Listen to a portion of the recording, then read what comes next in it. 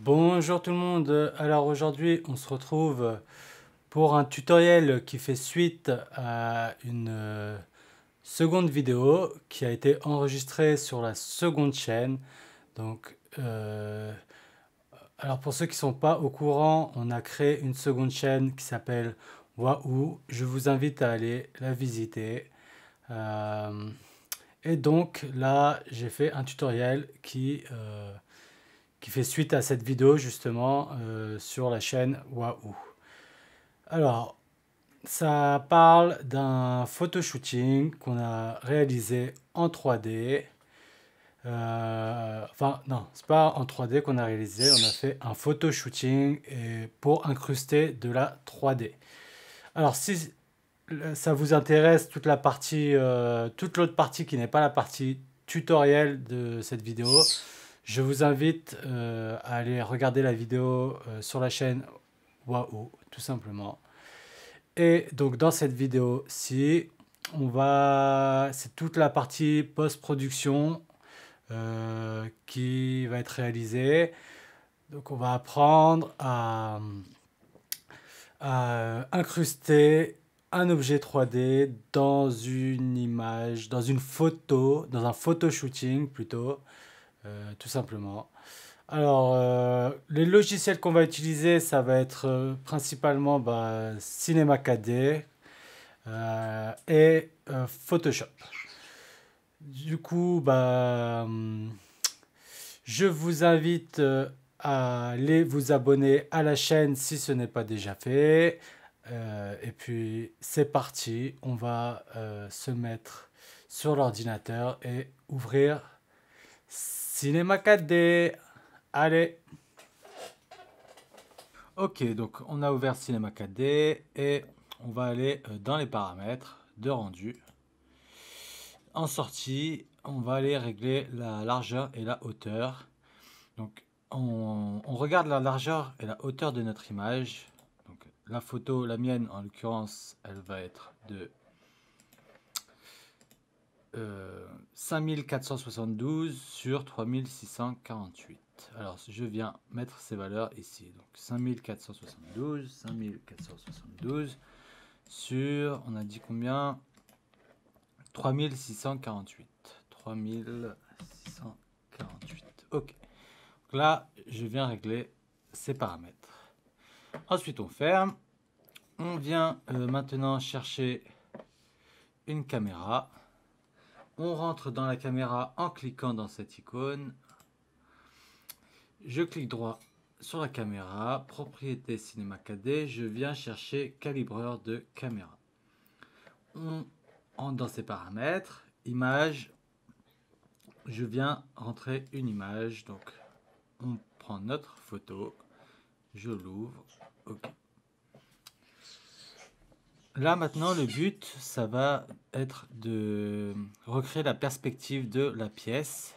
Donc pour ça on a un outil qu'on vient de mettre, donc on va aller dans calibrer. Et là on va venir mettre des points de fuite, des lignes de fuite en fait, et pour recréer, pour que le logiciel calcule en fait une perspective adéquate à cette photo. Donc le but ça va être d'ajouter des lignes à chaque fois et d'avoir que du vert ici à la place du rouge. Donc pour le point de fuite en Z, Y et X. Donc on les retrouve ici, Y, X et Z, donc la largeur, la hauteur et la profondeur. Donc on ajoute une ligne et on va commencer par la profondeur. Donc je viens chercher des lignes de fuite sur mon image. Alors là, j'ai de la chance sur cette image, on a un quadrillage au sol, donc ça nous aide vachement. Sinon, en général, on est obligé de s'aider par exemple, des plaintes ou voilà, des murs ici, si on a des lignes droites. Donc des fois, ça peut être assez compliqué de trouver un bon compromis. Mais là, comme j'ai des lignes bien toutes faites sur mon sol, ça va m'aider en fait. Donc là, je viens pour la profondeur chercher cette ligne-là, par exemple. Ok. Une fois que j'ai positionné mes deux points, ok, je maintiens Shift enfoncé et je clique dessus. Je reclique pour que ça devienne bleu, donc l'axe Z. Ok. Donc là, j'ai mon axe Z pour la profondeur. Je viens ajouter une nouvelle ligne. Et je viens recréer d'autres repères. Vous voyez. Hop. Ok. Donc là, j'ai créé deux repères déjà. Et on voit que mon point de fuite en Z est devenu jaune. C'est plutôt bon signe. On va en ajouter encore quelques-unes pour que ça devienne vert. Cinema 4D a besoin de plusieurs pour pouvoir fonctionner. Voilà. Donc là, voilà, j'en ai créé 3 en profondeur et Cinema 4D m'a dit ok, là c'est bon, on a tout ce qu'il faut. Donc je me mets en vert. On va créer la largeur, donc X. J'ajoute une nouvelle ligne et je viens créer des points. Alors, je viens le placer par exemple ici, sur cette ligne-là. Ok, Shift enfoncé. Ok. Ajouter une nouvelle ligne. Je viens. Voilà. Bon, là, j'ai vraiment de la chance. J'ai un quadrillage au sol qui me permet de me placer plus rapidement. Ok. Donc là, vous voyez, j'en ai placé deux. Et là, déjà, il y a pas mal de couleurs qui ont changé. Mais le Y est encore en jaune et le X encore en jaune. Je vais rajouter encore un peu de largeur. Je viens recréer encore quelques petits.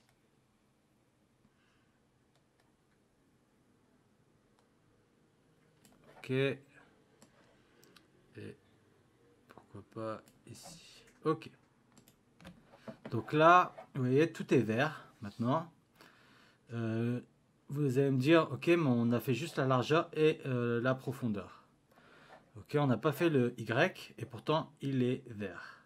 Il est vert parce que Cinema 4D pense qu'il a tout ce qu'il faut pour même créer l'axe Y. Donc, si jamais vous n'avez pas le Y en vert sur votre photo, etc., bah vous ajoutez une nouvelle ligne. Cette fois-ci, vous faites la hauteur. Donc la hauteur, par exemple, ça peut être un point ici.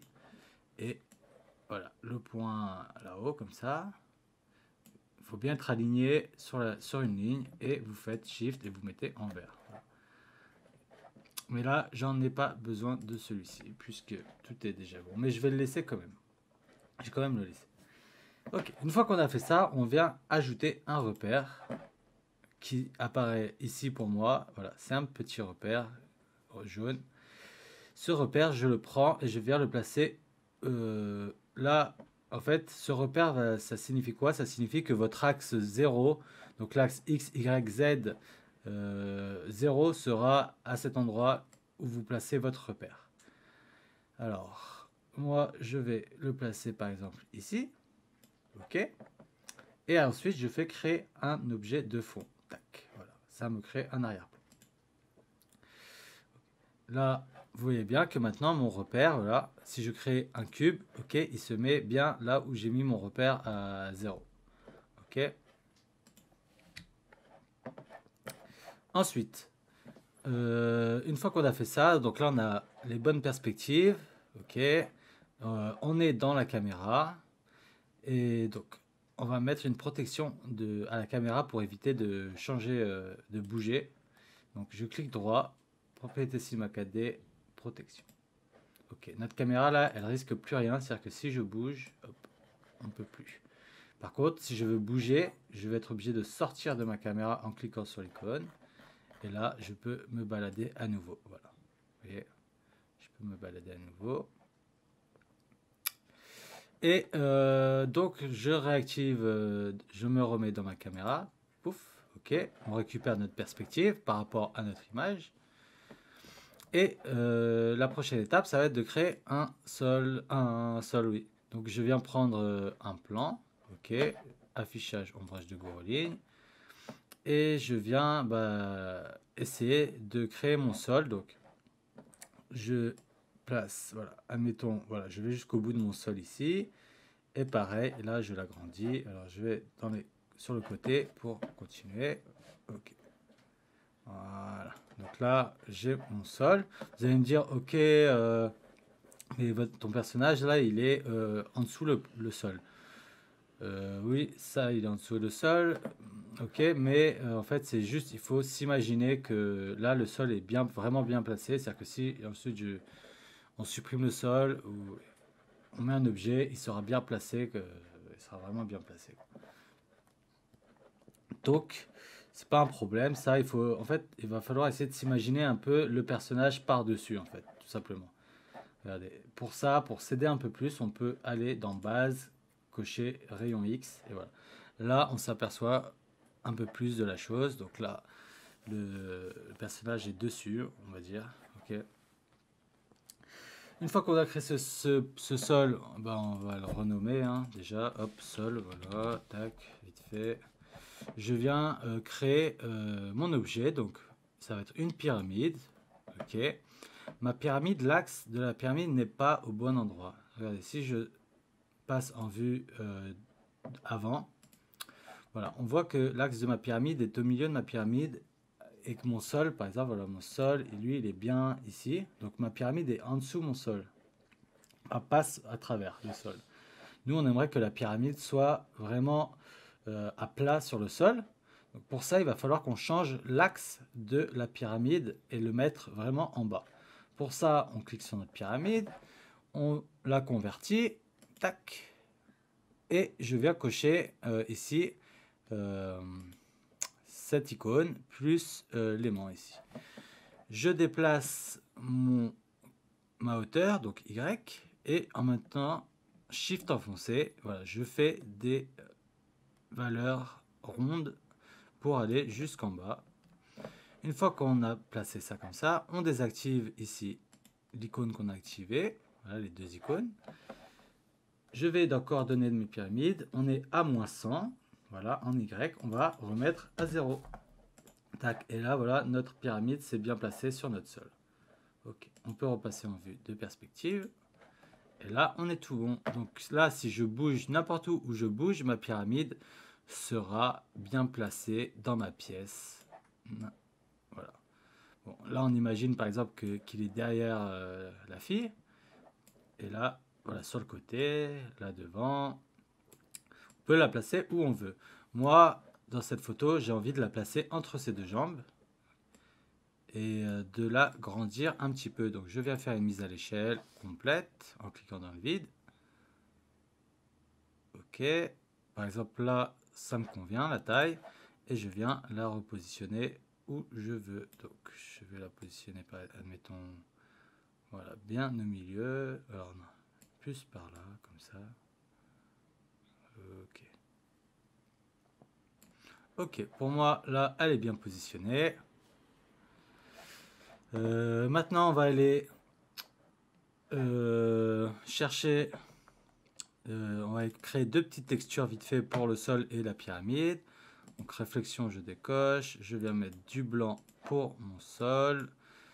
Et je recrée une autre texture en double-cliquant hein, ici, là. En double-clic, ça nous crée une nouvelle texture. Et là, je viens créer, par exemple, du rose pour ma pyramide très rapidement. Hop, ok. Maintenant qu'on a fait ça, on veut... Alors, regardez, si je regarde sur ma photo, on voit qu'il y a des ombres. Donc, les ombres, elles vont vers la gauche. Ça veut dire qu'en fait, dans ma pièce, quand j'ai pris la photo, les fenêtres étaient à droite de la fille. Voilà. Donc, il va falloir recréer cette ambiance de lumière vers... et donc, on aura des ombres qui vont partir un peu vers la gauche. Ok. Donc, je ressors du calibrateur. Et je viens créer une lumière. Cette lumière, vous l'aurez compris. Alors, voilà, si je la lève un petit peu, on va la paramétrer déjà. Donc, on va mettre en type Omni. Omni, c'est quoi? C'est tout simplement comme une lumière que vous avez chez vous, une lampe de chevet. Ça va être la même chose. Donc, on va la laisser en Omni. Par contre, les ombres, on veut des ombres. En fait, regardez, on va, en fait, parce que on veut, en fait, on va donner dans ombre, on va mettre en surfacique. Surfacique, ça va faire des ombres vraiment très diffuses, comme si on était, c'était des ombres vraiment d'un éclairage extérieur, comme par exemple la lumière qui passe des fenêtres, va faire des ombres vraiment très... ça va pas faire des ombres franches en fait, ça va faire des ombres très diffuses. Et en général, pour ça, on utilise voilà, une lumière surfastique pour refaire comme si c'était une fenêtre. Sauf que nous, pour surfastique, en fait, ça va donner une ambiance à la pièce, vraiment. Et nous, on va créer cette ambiance plutôt avec un HDRI. Donc, on va plutôt rester en Omni, mais par contre, on va utiliser les ombres surfastiques. Voilà. Comme ça, on aura les deux. Ensuite, voilà. Donc là, Omni, on est bien. Mais par contre, regardez, si on utilise les ombres surfastiques, on a un rectangle qui est apparu autour de notre lumière. Voilà, on a un rectangle qui s'est apparu autour. Et ça, en fait, il faut faire très attention à ça parce que dans Omni, normalement, si on met masque d'ombre, ombre douce, on n'a pas ce rectangle. Et pareil, si je mets sans ombre, on n'a pas ce rectangle. Il n'y a que en surfastique où on a ce rectangle. Donc là, si je suis en surfastique, j'ai ce rectangle, je ne peux pas le bouger. Par contre, si je suis en type surfastique, là, voilà, là je peux le changer. Mais nous, on a dit qu'on voulait juste une lumière omni avec des ombres surfaciques.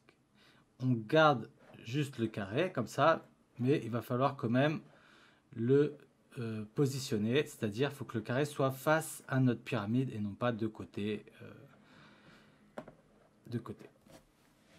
Alors ça va être là qu'on va on va sortir de la caméra et on va venir positionner notre lumière à droite. Donc, on avait dit à droite, donc là, ok, je suis à droite.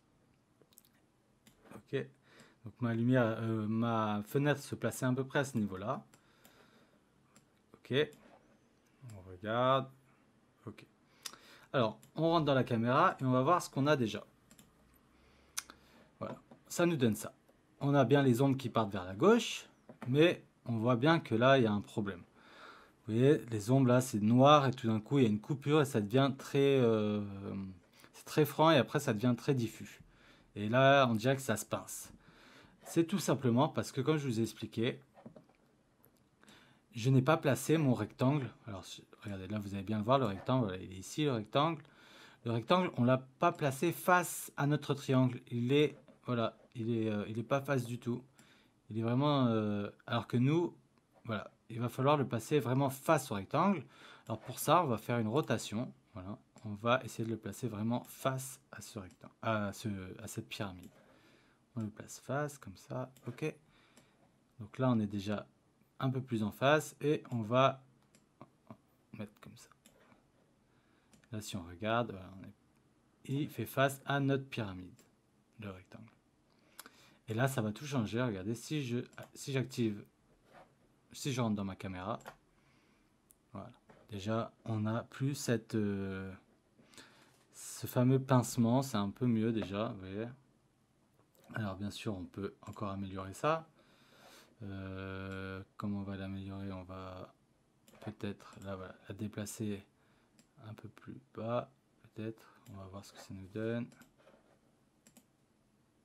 Voilà, ça nous fait des plus grandes ombres. Là, elles sont un peu trop grandes à mon goût. Donc, je vais relever un peu. Je vais un peu monter un petit peu. Ok. Donc là, on est déjà mieux. Ok. Là, ça me convient. À peu près. Je vais lui faire une très légère rotation comme ça.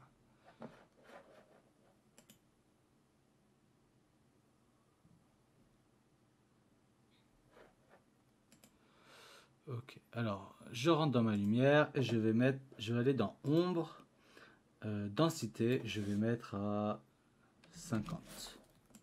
Okay. On regarde ce que ça nous donne et là c'est beaucoup mieux. Tac. Alors, j'ai un petit problème. J'aimerais quand même que ça soit un peu plus... Voilà, j'aimerais que ma lumière elle soit un peu plus vers là et dirigée comme ça. Voilà, là je préfère. Donc là, j'ai mis mes ombres à 50%. Ça fait des ombres beaucoup plus douces. Et là, en généralité, l'intensité de ma lumière, je vais la baisser un petit peu. Je vais mettre à 90. Ok. Là, c'est bon pour... On a paramétré la première lumière. Maintenant, on va aller chercher un ciel. HDRI. Alors, ciel, c'est ici. Ok. Je viens dans la médiathèque chercher HDRI. Recherche. Alors, Cinema 4D vous en donne quelques-uns. Là, je vais aller chercher, par exemple, Photo Studio. Je double-clique dessus. Et je rentre dans mon calque. Je le glisse sur mon ciel. Là, on voit que ça apparaît à l'écran. Nous, on veut pas que ça apparaisse, on veut juste que ça apparaisse au rendu. Donc, on va aller faire clic droit, propriété Cinema 4D. On va aller mettre un tag de rendu et visibilité caméra. On décoche. Ok, comme ça, on n'aperçoit plus ici. Mais par contre, il est toujours bien présent. Si je fais un rendu, qu'est-ce qui se passe? Eh ben, il se passe rien parce que une fois qu'on met un ciel avec un HDRI pour lui donner une ambiance, on doit aller mettre un effet dans paramètres de rendu, un effet d'illumination globale. Okay. Et là maintenant, voilà, ça va tout changer. Voilà. Bon là, bien entendu, c'est beaucoup trop puissant, donc on va aller dans la texture ici, qu'on a mis la texture HDRI. Dans luminescence, on vient baisser un peu l'intensité. Je vais baisser à 60 et pareil, intensité ici à 60. Ok. Maintenant, je refais un rendu et là, c'est déjà beaucoup mieux. On a presque fini. Il nous manque plus qu'à... Alors, nous, ce qui va nous intéresser maintenant pour le... Là, on va passer au rendu. Et donc, nous, ce qui va nous intéresser, c'est bien sûr de garder notre triangle pour ensuite aller dans Photoshop et les ombres. Donc, notre pyramide et les ombres. Par contre, on ne veut pas le sol. Sauf que on est obligé d'avoir un sol pour pouvoir capter nos ombres, en fait. Parce que s'il n'y a rien sur lequel les ombres peuvent se... C'est pour ça qu'on a mis un sol, en fait. On a mis un sol pour que nos ombres puissent être captées. Alors, vous allez me dire, ben ouais, mais nous, on ne veut pas de notre sol, on n'en a pas besoin. C'est vrai qu'on n'en a pas besoin, on n'en a pas envie. Et pourtant, on est obligé d'en avoir un pour les ombres. Donc, comment on va faire? Ben, tout simplement, Cinema 4D nous offre une texture qui va nous permettre de capter les ombres, mais pas de capter l'objet sur lequel on l'applique. Alors, je vais vous montrer. Donc là, je vais supprimer la texture du sol. On n'en a plus besoin, en fait. Voilà, je supprime la texture du sol. Je viens créer matière capteur d'ombre. Et cette texture, je viens la glisser sur mon sol. Okay. Donc là, en fait, ce que cette texture va nous faire, c'est que au rendu, elle va rendre notre sol invisible. Mais par contre, elle va garder nos ombres visibles. Voilà, tout simplement. Donc cette texture sert à ça, c'est génial. Donc maintenant, ça veut dire qu'on peut juste avoir notre pyramide et nos ombres, juste en un seul calque, et c'est parfait. C'est ce qu'il nous faut pour pouvoir l'incruster dans Photoshop ensuite, dans l'image et faire nos retouches. Du coup, là, on a tout bien préparé. Maintenant, on va passer aux étapes de rendu. Je masque mon arrière-plan. Ok, voilà, dans les deux petits points ici. Je passe ici paramètres de rendu. Sortie, on est bon. Image courante, ok. Enregistrer, on vient enregistrer notre image quelque part. Donc là, triangle, ok. Enregistrer. Le format, on vient chercher PNG. Profondeur, on s'en fout. On vient cocher le canal alpha, très important. Voilà, quand vous faites PNG, canal alpha coché. Ensuite, multipass, on n'en a pas mis. Anti-aliasing, géométrie au mieux. Et ensuite, illumination globale, ok. Effet, on vient chercher aussi de l'occlusion ambiante. Ok. Et maintenant, on va pouvoir lancer notre rendu. Tac. Ok. On se retrouve dans Photoshop. Alors là, je vais ouvrir mon Photoshop en attendant que mon rendu se fasse. Alors, regardez, juste avant que j'ouvre Photoshop, on voit bien que voilà, ça calcule notre triangle, enfin notre pyramide, mais en même temps, ça calcule à côté. Vous voyez, ça calcule à côté. Bah, c'est tout simplement que ça calcule les ombres, en fait. Tout simplement. Sinon, ça serait arrêté au triangle. Donc là, ça calcule les petites ombres. On ne les voit pas là, mais vous allez les voir après. J'ouvre Photoshop.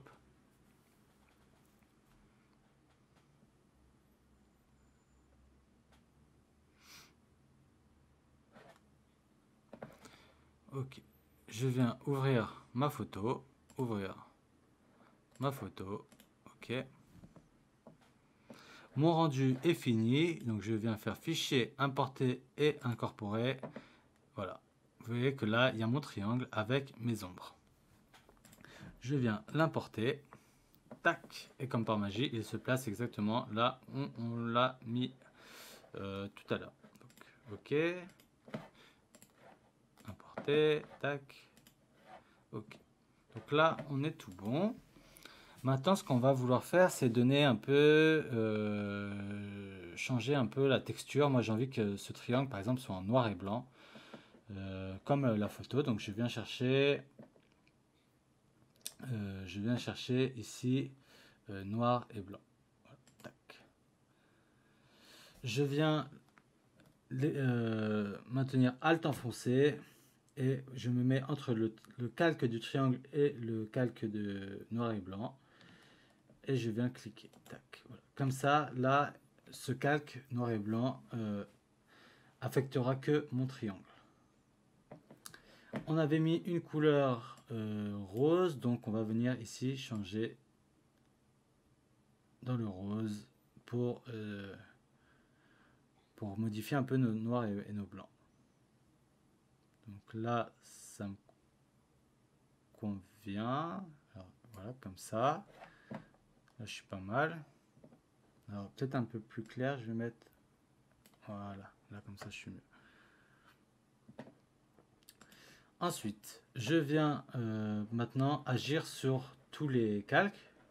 Donc, je désélectionne ici. Je viens mettre une courbe. Je viens remonter un peu les blancs et descendre un peu les noirs.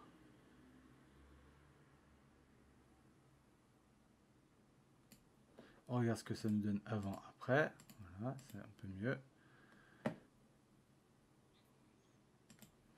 Maintenant, je viens ajouter luminosité contraste. Donc, très léger, je vais mettre à 2 et à 2.